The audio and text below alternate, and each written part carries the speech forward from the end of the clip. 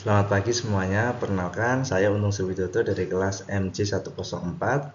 Hari ini saya akan membahas topik yang sangat relevan dan penting, yaitu dampak kenaikan PPN 12% terhadap perekonomian Indonesia. Pajak pertambahan nilai atau PPN adalah salah satu sumber pendapatan utama bagi negara. Namun, kenaikan tarif PPN dari 11% menjadi 12% pada tahun 2025 menimbulkan berbagai dampak bagi masyarakat, terutama dalam sektor ekonomi mikro. Mari kita bahas lebih lanjut dalam presentasi ini. Latar belakang, PPN adalah pajak tidak langsung yang dikenakan atas konsumsi barang dan jasa. Pemerintah berencana menaikkan tarif ini sebagai langkah untuk meningkatkan penerimaan negara dan memperkuat fiskal. Namun, pertanyaan yang muncul adalah apakah kenaikan ini akan menguntungkan perekonomian secara keseluruhan, ataukah justru akan memberikan dampak negatif terhadap daya beli masyarakat dan keberlangsungan UMKM. Untuk menjawab pertanyaan tersebut, kita perlu melihat dampaknya dari berbagai perspektif ekonomi mikro. Kemudian isu ekonomi mikro terkini, rencana kenaikan PPN ini telah menjadi isu sangat hangat karena dapat berdampak pada daya beli masyarakat. Harga barang dan jasa akan naik, menyebabkan masyarakat lebih selektif dalam berbelanja. Kemudian keberlangsungan UMKM, di mana biaya produksi meningkat, berpotensi menurunkan permintaan konsumen.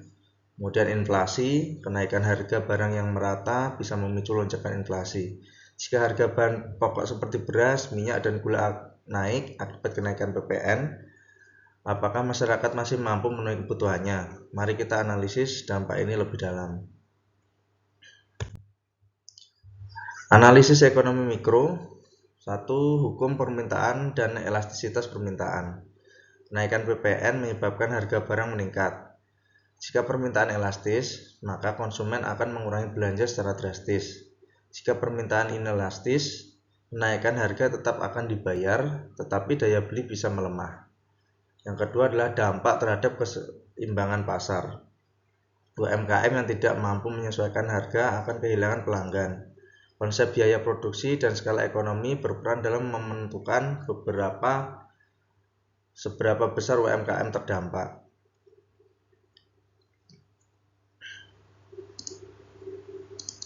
Hukum penawaran dan inflasi. Yang ketiga, produsen akan menyesuaikan harga jual untuk mengimbangi kenaikan PPN.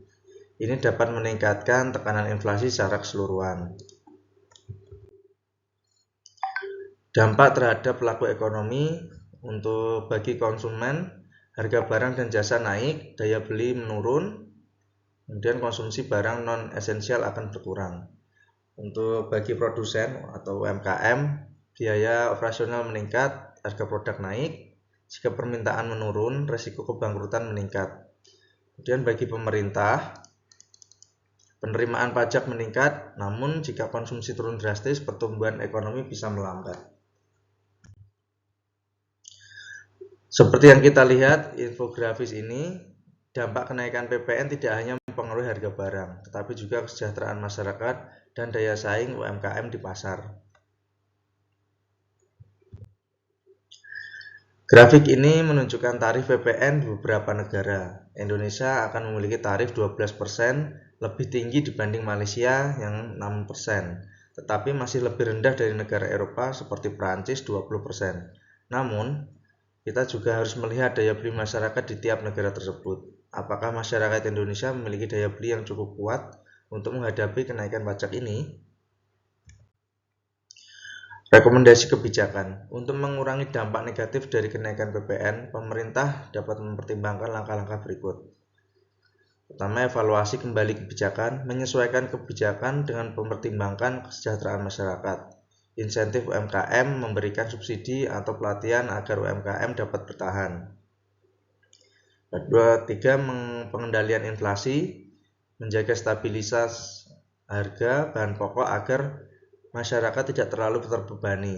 Dan keempat, komunikasi efektif. Pemerintah harus menyampaikan kebijakan ini dengan transparan untuk menghindari spekulasi dan kepanikan.